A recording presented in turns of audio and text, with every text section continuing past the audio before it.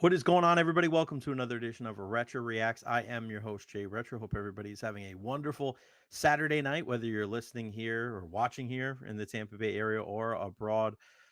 Follow me on all social media platforms: Twitter, Instagram, Facebook, YouTube, TikTok, a little bit of everything on all of the social media platforms. And make sure you like and subscribe on YouTube. Man, we are all over the place and we are jacked up on this Saturday night. My girlfriend is not too happy. She wants to watch Suits. We will soon enough. But there's stuff that we got to get into, including the celebration of life today from one Amir Abdur-Rahim. Also, a huge win for our Tampa Bay Rowdies. Wow, what a game up there in Detroit against Detroit City. The Tampa Bay Sun win their first home game, and then why James Franklin's days are numbered in Penn State or at Penn State. Again, all social media platforms. And if you want to chime in on the conversation, don't be shy. Questions, comments, concerns, leave them there at the bottom of the screen. Again, like and subscribe over on my YouTube channel. Trying to be very interactive here on the show. And, people have kind of been asking, like, why do you do this? Why do you, do all these different things? And um, I've been getting that question a lot lately. Why do you do this? Why do you do that? Why do you continuously, go the extra mile? And I really don't know any other way.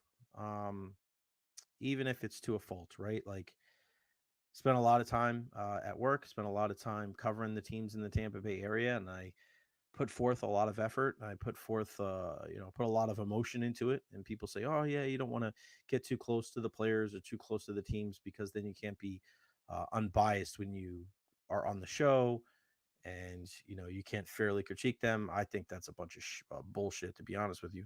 Um, I sure as hell can. I mean, I've covered and followed the Lightning as close as any team in the Tampa Bay area, and I don't think anybody has been as vocal when things have gone wrong as myself here in the Tampa Bay area, especially in the last 12 to 24 months or so. When Mikhail Sergachev wasn't playing too good last year, I didn't hear anybody else calling him out. Same thing with Anthony Cirelli having to step his game up. And what are we seeing this year with the Bolts? Anthony Cirelli certainly stepping his game up there on that second line with Connor Geeky and Brandon Hagel. Uh, so I don't think it's a bad thing to care about the people and want to see the teams that you cover on a daily basis do well. I'm not going to be fake and contrived about it. I'm not going to forget where I came from. I'm also not going to crap all over the place I'm at. Um, and those words ring very true today when you step into the Yingling Center this morning for the celebration of life for Amir Abdur-Rahim. And it was not easy, man. It was not easy to be at the Yingling Center. It was not easy to be at the Yingling Center today for the celebration of life for Amir Abdur-Rahim. To see so many people that you hold in such a high regard, and to see all of these people that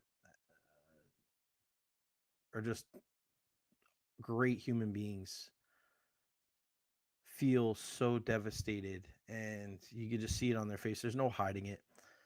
Um, it's been rough. It's been a rough couple of weeks. Just thinking about the whole Amir situation, 43 years young, a wife and three kids, a guy whose career was just getting started, a guy whose impact um, was made in just such a short time in the Tampa Bay area. He transcended basketball. He transcended coaching. Um, he transcended the university. I mean, this was a guy that was becoming one of the most popular figures in our whole community. I mean, people outside of sports knew who he was. That's a big deal. Um, it's pretty wild, man. Pretty wild to, as we're sitting there yesterday or this morning with our pal Greg Wolf, one of the voices, one of the faces of Tampa Bay sports, being able to sit with him, and he was just rocked. Um, Again, the video package that USF played today is the one they put out on social media, and I was so lucky that they used some of the words that we used on our show on Thursday, or on Friday, last Friday rather. Uh, yeah, I mean, it's tough even hearing it, your own voice, right? Videos getting played for thousands of people or 1,000 people or however many people packed the YC today, and to hear what you had to say about this incredible human being, and for the university to use those words in the video package that they made to honor him. um, it's probably one of the most proud things that I've done in my profession. For all the times where people work in radio and they're all about hot takes and saying a bunch of crap that they don't mean, just to get clicks and just to get some clickbait crap that, hey man, it's got a lot of likes, it's got a lot of retweets and reposts and shares and people following me out of this. Like, I mean, I don't care what I say about, like, Tampa Bay sports is like, oh yeah, it's a hot take and blah, blah, blah. Like that, whatever. Like, I say what's on my mind. I give my opinion. That's what my job is. I know what my value is when it comes to my opinion in this town. But when you are trusted with your words for something like that, I mean, there really is few higher honors, in our business. So thank you to USF for that. But I mean, today, sitting there and listening to Jim Lighthall, who did a fantastic job, and just he started it off so well. He did such a great job. And you know, Jim Lighthall starting it all off, one of the voices of USF, alongside Joey Johnston with men's basketball. I mean, Jim was the perfect guy to MC today's event. Um, he came up to Greg Wolf and I before the celebration of life, and you could just see it was weighing on him. It was heavy, right? I mean, this isn't just calling a basketball game. This is celebrating a man's life, a father's life, a husband's life, a son's life, um, who's no new who is no longer with us. Um, Nobody saw this coming. 43 years young, but Coach Amir Abdur-Rahim will never be forgotten in the Tampa Bay area. He will always be with us, and it was kind of crazy today that, as USF President Rhea Law was letting everybody know that the student section was going to be named after Coach Amir, that one piece of confetti fell from the ceiling. And I didn't realize so many people saw it. I saw it. My girlfriend saw it. I know my buddy Greg Wolf did, but you saw a lot of people on social media say, "Yeah, I saw it." But then a little while later, a second piece fell, and then a third piece fell. And in my mind, I just kept thinking to myself, Amir Abdur-Rahim. Where did that confetti come from? I don't know. But it just felt like that was him saying, guys, don't be sad. You're tough. Band together. You'll get through this. And I think about common themes between fantastic people, and they're connectors. They're the type of people that they're not just concerned with their own well being, they're concerned about yours and your friends and your family and everybody around them. Coach Amir Abdur-Rahim was way more than a coach. He was a leader.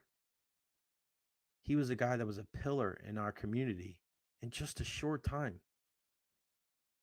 He made you proud to support USF athletics. Listening to him speak, it was like a preacher, like a world leader. Like, he was just that guy where you would you would you would run through a door for that man. You would run through a wall. You would fight the biggest bully. Like, he had the power, man. He had some power. But the reason why you had so much belief in Amir Abdur-Rahim, the reason why you had that belief in Amir Abdur-Rahim was because he was genuine. And the words coming out of his mouth, you knew were from the heart. And you kind of think about like the decision-making process of bringing him here. And we got a chance to speak to Michael Kelly before the celebration of life today. And I actually asked him like, hey, how are you doing? And he said, hey, man, we're just, we got to be strong. We got to stay together. And God bless Michael Kelly for being so strong and for bringing Amir here. And it's just, he's that kind of guy too. Like, that's part of the reason why MK brought AAR here, is because he's that type of dude as well. He's a connector.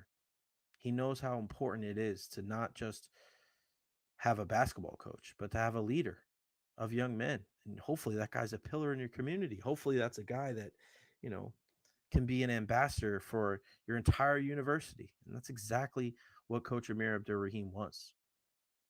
We didn't know him as much as of a father, as a husband, as a son, as a brother. But the small glances into that life that we did have, he looked like he was a gold star and all of that too.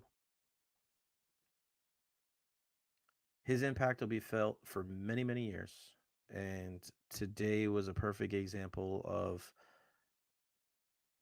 people coming together to celebrate somebody gone far too soon. Be good to each other. Be kind to each other. We all have a lot of power. And we all have a lot of influence. So many times we just kind of let it slip by the wayside, and you're so focused on your own life. You have that tunnel vision. You don't realize the impact that you can have on not just your own life, not just your loved one's life, but people you don't even know.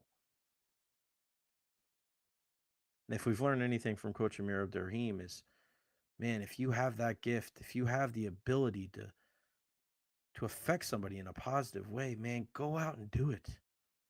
Go out and do it. Life is so short.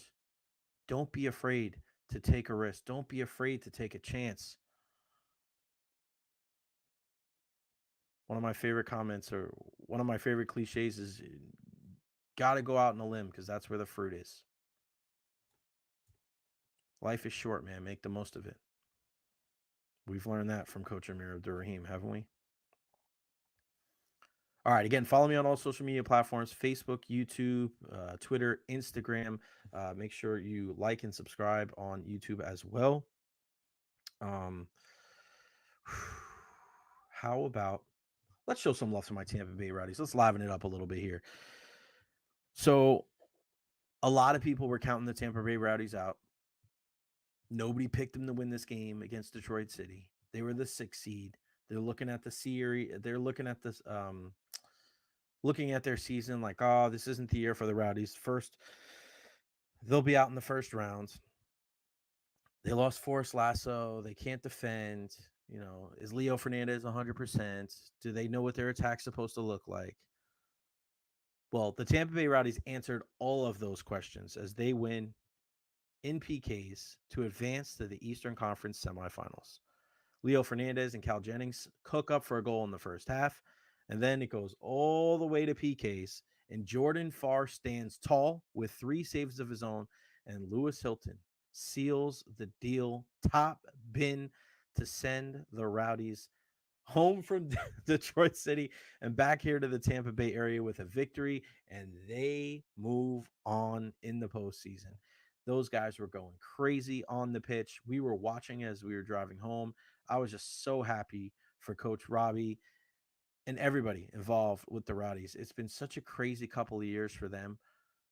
But boys, I'm telling you, why not you? Why not the Tampa Bay Rowdies? Everybody's counting you out. Nobody thinks you can do it. Everybody's surprised that you got this far, but you're not. Ralph's mob isn't. All the Rowdy supporters here in the Tampa Bay area, we're not surprised by this. We know that you have it in you.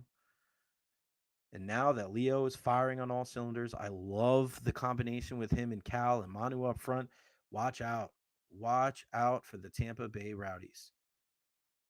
I'm excited, man. I'm jacked up for these guys. I think this is the perfect, like, everything's coming together.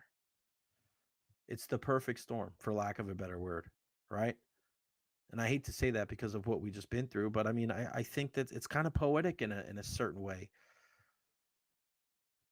They were displaced. They couldn't play their last couple of home games at Al Lang because of the storm damage. They go out on the road and they win a playoff game. I'm all about it. I am all for these Rowdies, and I think you guys have nothing to lose. Us against the world mentality. Bring it on. Come on, you Rowdies. Let's go. Can't wait for next week. Also, let's show some love to the Tampa Bay Sun. Their first home win. How cool is it to be able to see the Sun and the Rowdies both coming home with dubs on the same day? That just got to make you feel good. Cecily with a couple of goals, Flint with another in stoppage time, in extra time. It's just so nice. The goal in the 84th minute to beat Lexington, to go ahead against Lexington and to come home with a win. The first ever women's professional soccer team, first ever women's professional team here in the Tampa Bay area. Um, God made us so proud. So shout out to Coach Denise Schulte Brown and Christina Uncle. Like, you guys continuously make us proud. And first home win, the first of many. All right, we're gonna wrap it up with talk about James Franklin and Penn State. And this was the one game that I was watching this week. Number 3, Penn State. Number 4, Ohio State. And listening to James Franklin speak after the game, it just sounds like a guy that's on his way out. And I know it's crazy to say that because they've had success there, but when you constantly are the bridesmaid and you're never the bride, you got to make a switch. That's your goal's not to come in second or third in the Big Ten every year. It's to win conference championships and national championships. And when you lose like you did today, when you have the ball within the 5-yard line, you have a bunch of untimely penalties. You had a lead, but James Franklin now 1-12 against AP top 10 teams at Penn State. 1-15 overall as an FBS coach, dating back to his time in the SEC at Vanderbilt. And he says he understands the fans' frustrations and he has got a great crowd and he has all the support. But at the end of the day, like, this is a zero-sum business. You got to win. It's not going to get any easier. You got Oregon there in the Big Ten. Drew Aller was supposed to be this guy. Like, all right, well, now we got a real quarterback. I mean, you watch the game.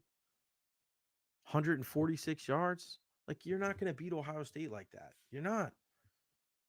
You know that they're going to run the football. They have that triumvirate of running backs with Judkins and Henderson. Howard obviously getting in there.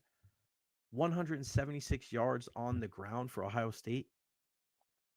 They ran out the clock at the end of the game. It reminded me of the Bucks lost to the Eagles last year.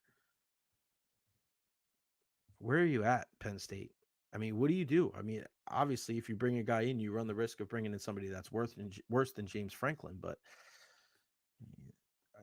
are fans of the Nittany Lions happy with this? I wouldn't be.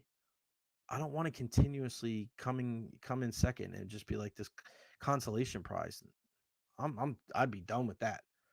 They have to find a way to get over the hump because this seemed like this was going to be the year. You're undefeated. You got the home game. You've got the lead. Oh my God. Needed this. As much as people want to say, oh, Ryan Day needed it. Yeah, I get it. I understand. You want that, they were national championship contenders going into the season before they lost to Oregon, and this would have been crushing for them. But I just gave you the numbers for James Franklin. One win over an AP top 10 team as the coach of Penn State when they're competitive every year. It's not like they have up and down. They suck one year, they're great the next. They're in contention all the time, but they just can't beat the good teams. They can't beat the top tier teams. And when you're a football factory like they like to call themselves up there, that's not good enough. Not good enough at all. So, again, you may take a step back with the next coach, but I don't know. If you want to be a national champion, I don't know if James Franklin's the right guy, and I'm sure I'm not the only person questioning that. All right, that's going to wrap it up for me. Twitter, Instagram, Facebook, YouTube, and TikTok, go check me out there at Recher. Like and subscribe as well. All of those likes and subscriptions and everything help out a ton. I'm going to go watch some Suits and cut up some videos. Everybody have a wonderful night. Lightning hockey tomorrow at 3 o'clock. Bucks on Monday night. So it's going to be a little bit of a weird Sunday as well. Yeah, and I'll be watching some soccer. I'm going to talk some soccer tomorrow night too when it comes to Liverpool, Man City, and Arsenal, because two of those teams need to wake up or they're going to be out of the race in the Premier League. All right. Again, at Retro on all of my social media platforms. Everybody have a wonderful rest of your night. We'll see you next time. Right